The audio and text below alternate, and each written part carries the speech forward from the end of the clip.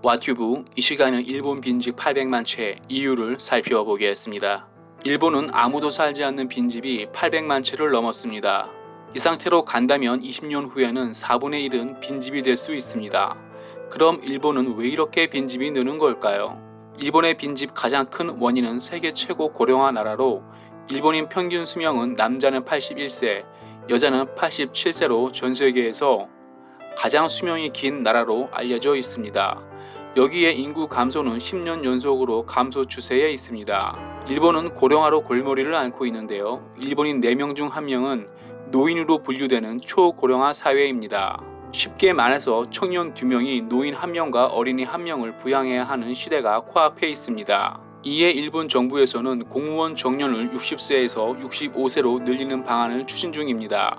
하지만 정년을 올리면 젊은 사람들은 그만큼 일자리를 잃게 되고 일자리 없는 젊은이들은 아이를 낳지 않아 인구 감소가 더욱더 상승할 수 있어 조심스러운 상황입니다. 일본 주택은 습기가 많은 나라답게 건축 재료는 대부분 목조주택입니다. 목조주택은 몇 달만 관리하지 않으면 바로 나무가 썩어 들어가고 금방 폐가로 변합니다. 노인들이 살던 목조주택은 관리가 되질 않아서 금방 폐가로 변하게 됩니다. 이렇게 빈집이 늘면 지역 가치도 떨어져 인구 감소를 더욱더 부채질하여 도시가 슬럼화됩니다. 일본 노인 인구 중에 집을 보유하는 사람들은 집을 팔려고 해도 팔리지 않고 자선단체에 기부하려 해도 재산 가치가 없어 거부하고 있습니다. 얼마 전 일본 별장이 1엔의 경매가 나왔는데요. 경매 이유는 관리비와 세금이 더 들어 경매를 했습니다.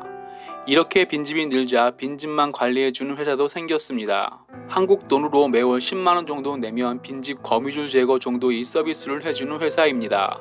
이마저도 힘든 빈집 주인들은 그대로 방치해 흉물로 변하게 됩니다.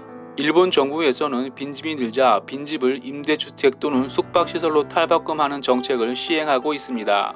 지자체에서 직접 나서 빈집 입주를 원하는 사람을 찾고 입주하는 사람들에게 일반 임대주택의 3분의 1 가격에 공급하기로 했습니다. 임대료 또한 정부에서 일부 보조할 방침입니다.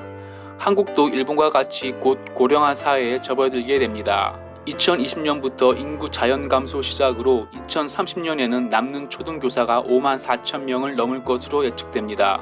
더구나 한국은 수도권의 인구 과밀 현상이 두드러져 지방부터 일본과 같이 빈집 문제가 발생할 것입니다. 한국 주거 형태는 아파트와 같은 공동주택 형태가 대부분이어서 관리가 더욱더 어려울 전망입니다. 즉 처음 보는 아파트 슬럼화 현상을 곳곳에서 보게 될 것입니다. 아파트 슬럼화가 된다면 아파트에 남아있는 사람도 치안 불안과 관리비 문제로 곧 떠나게 될 것입니다. 일본과 같은 빈집 문제가 발생하지 않도록 대책을 세워야 하겠지만 고령화를 피할 수 없기에 일본의 빈집 처리 방법을 잘 봐야 할 것 같습니다. 와튜브 마치겠습니다. 유익했다면 구독, 좋아요, 피드백 부탁합니다.